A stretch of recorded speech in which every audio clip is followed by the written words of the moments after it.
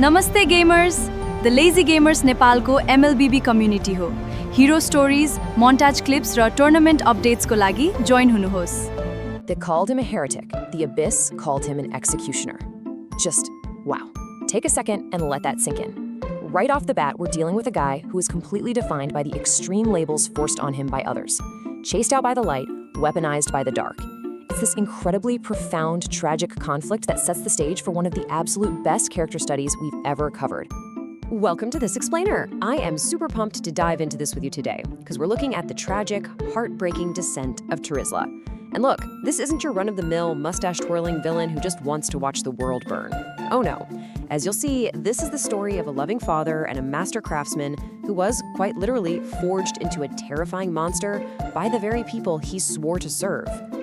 Okay, let's dive into this. Chapter 1, Master of the Forge. So to truly understand the monster, right, we first have to understand the man. And that takes us way back to a time of peace in Luminicity, long before all the chains and the Abyss. Back then, Terizla wasn't a nobleman, he wasn't some high and mighty priest of light. He was a master smith. And his talent with the forge, absolutely extraordinary. It earned him widespread respect across the entire Moniyan Empire. He was a creator at heart. He forged weapons to protect people, and he genuinely believed that honest, hard work could literally shape a better future for everyone.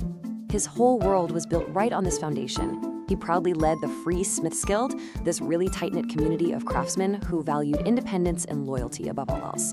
But you know, his real pride and joy, that was his family, his wife Anne, and their young son Julian. You can kind of picture the rhythm of his life back then, right?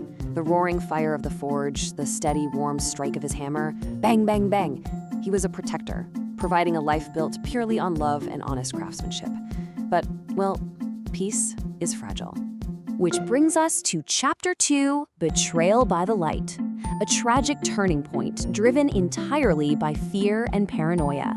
The Moniyan Empire's church started looking at Terizla's guild not with gratitude, but with this creeping suspicion. They basically started to fear what they couldn't control. And this brilliantly illustrates the horrific contrast here. On one side, you have Terizla's innocence and his honest, hardworking life. And on the other, the sheer hypocrisy of the church's paranoia.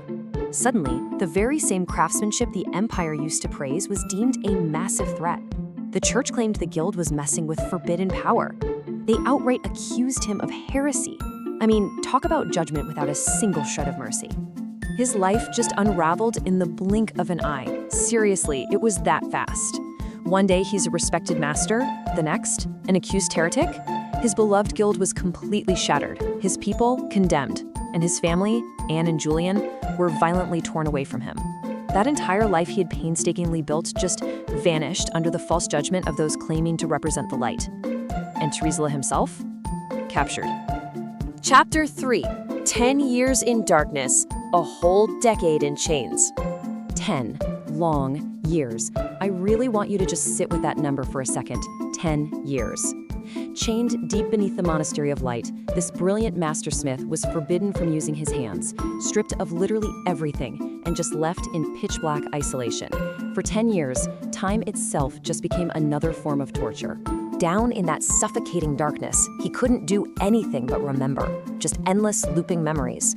He replayed the fall of his guild over and over again. The faces of his friends, the warmth of his home, and the absolutely devastating loss of Anne and Julian. But here's the thing, that prison, it didn't erase his anger. No, it refined it. He stopped dreaming about freedom. He only dreamed of judgment. And I don't mean the false judgment of the church. I mean the heavy, bone-crushing judgment of his own hammer. Every single chain wrapped around his body became a promise that if he ever got out, he would make the Empire feel the exact same utter helplessness they forced on his family. Chapter 4, Reborn in the Abyss. The Executioner Awakens. Eventually, an opportunity for escape actually did present itself. But salvation didn't come from the light. It came creeping out of the shadows. The one who finally cracked open his prison was Alice, the Blood Queen of the Abyss. And let me tell you, she did not come offering forgiveness. She wasn't handing out peace. She offered power. She offered freedom. And most importantly, she offered a direct, bloody path to revenge. And honestly, with absolutely nothing left to lose, Terizla took the deal. The abyss completely transformed the broken craftsman. His body became unnaturally huge and powerful, fueled by pure dark energy. And that old trusty smithing hammer, it became an instrument of pure devastation, capable of crushing armor and earth alike. Now, what's really interesting about this slide is the true motivation behind the monster. Yes, Terizla is known as the executioner of the abyss, but his loyalty was never ever born out of some religious devotion to the darkness. He couldn't care less about the abyss itself. His loyalty is born entirely from his deep, burning hatred for the church. Every single swing of his hammer carries 10 full years of refined, concentrated rage. Sure, to the Empire, he's a monster, but to him, he's just returning their cruelty tenfold. Chapter 5, The Surviving Son. Right in the middle of all this rage lies a massive, heartbreaking secret. A secret Terizla didn't even know for most of his suffering. His son actually survived. Julian, the little boy he believed was lost forever, grew up. But man, the tragedy just deepens here, because Julian grew into a powerful warrior deeply connected to the very institution that ruined their family in the first place, the Monastery of Light. It's like two sides of the exact same tragic coin. On one hand, you have a father entirely consumed by revenge against the light, and on the other, his own flesh and blood, searching for the truth beneath the lies of the past, standing squarely within that very same light. And honestly, that is exactly what makes Terizla so complex. He isn't just some mindless, raging demon. Terizla carries the memory of his family into every single battle. Deep down, beneath the terrifying abyssal strength, beneath the thick layers of burning hatred, the master smith who once wanted nothing more than to protect Anne, Julian, and his guild, he is still in there. Chapter 6, The True Villain. Let's move to and see how this builds our final picture of who is really to blame. When we lay out the making of this so-called heretic, the facts pretty much speak for themselves. Terizla was not born evil. He was actively shaped by betrayal, by 10 grueling years of imprisonment, and by just unimaginable grief. The church called him a heretic long before he ever actually became one. The Moniyan Empire treated him like a complete monster long before the abyss ever even touched him. He doesn't fight for the dark. He fights against the light that completely and utterly failed him. He is out there fighting for the restless souls of his family and his guild.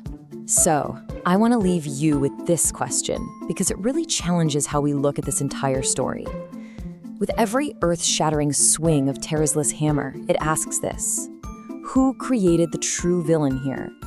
Was it the man who sought revenge, or was it the people who destroyed absolutely everything he loved? Until he gets an answer, the executioner will never put down his hammer. Thank you so much for joining me in this explainer. Keep asking those tough questions, and I'll see you next time.